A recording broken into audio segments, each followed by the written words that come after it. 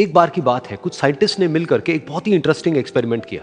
उन्होंने क्या किया कि एक बहुत बड़ा सा पिंजरा लिया, उसके अंदर 5 बंदरों को रख दिया और वहां पर एक सीढ़ी लगा दी। उस सीढ़ी के टॉप पर कुछ केले रख दी। फिर उन साइंटिस्ट ने क्या किया कि जैसे ही कोई भी बंदर उस सीढ़ी पर चढ़ता केलों तक पहुंचने के लिए, तो ऊपर से ठंडे पानी की बारिश करने लग जाते।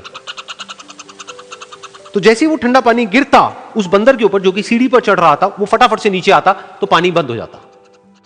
फिर दोबारा से कोई और बंदर उस सीढ़ी पर चढ़ता उन केलों तक पहुंचने के लिए, दोबारा से यही होता। दोबारा से ऊपर से ठंडे पानी की बारिश होती, वो बंदर जैसे ही नीचे आता दोबारा से बारिश बंद हो जाती।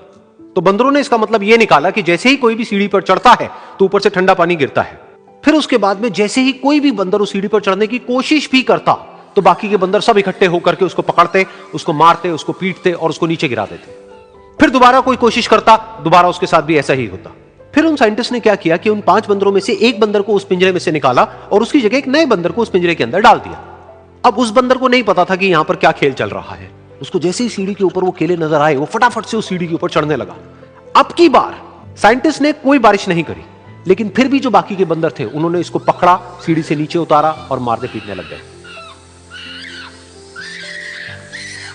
इस बंदर को समझ नहीं आया कि मेरे को क्यों मारा जा रहा है, तो उसने दोबारा कोशिश करी। जैसे ही उसने दोबारा कोशिश करी, दोबारा से उन 4 बंदरों ने वही किया। तो अब इस नए बंदर के दिमाग में क्या बैठ गया कि सीढ़ी पर चढ़ना मना है, अगर सीढ़ी पर चढ़ते हैं तो मार पड़ती है। उस सीढ़ी पर चढ़ना क्यों मना है और क्यों मार पड़ती है वो उसको नहीं पता था, बट उसके दिमाग में यह बैठ गया कि इस सीढ़ी पर नहीं चढ़ना है, ना किसी को चढ़ने देना है। फिर दोबारा से उन साइंटिस्ट ने क्या किया कि जो पुराने 4 बंदर थे उसमें से एक बंदर को निकाला और एक नए बंदर को उसकी जगह पर डाल दिया। अब इस नए बंदर ने भी वही किया जो इससे पहले वाले ने किया था, यानी कि वो भागता हुआ गया, उस सीढ़ी के ऊपर चढ़ने की कोशिश करी, उन केलों तक पहुंचने की कोशिश करी। बाकी 4 इकट्ठे हो गए और उन्होंने उसको मारा पीटा, सीढ़ी से नीचे गिरा दिया। उसको कुछ समझ नहीं आया, उसने दोबारा कोशिश करी, दोबारा उसके साथ यही हुआ। और अब इस बंदर के दिमाग में भी यही बैठ गया कि सीढ़ी पर चढ़ना मना है और सीढ़ी पर चढ़ने से मार पड़ती है।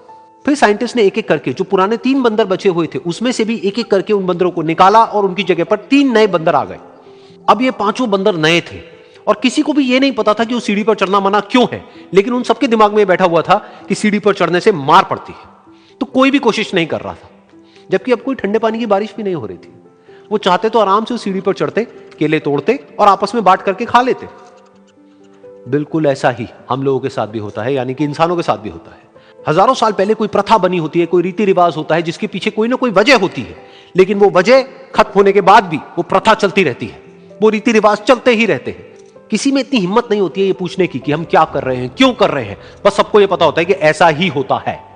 तो वो एक्सपेरिमेंट जिसके बारे में अभी मैंने आप लोगों को बताया, यानी कि वो बंदरों का एक्सपेरिमेंट, उसमें तो बेचारे बंदर हैं, जानवर हैं, उनको नहीं पता है कि क्वेश्चन कैसे पूछते हैं।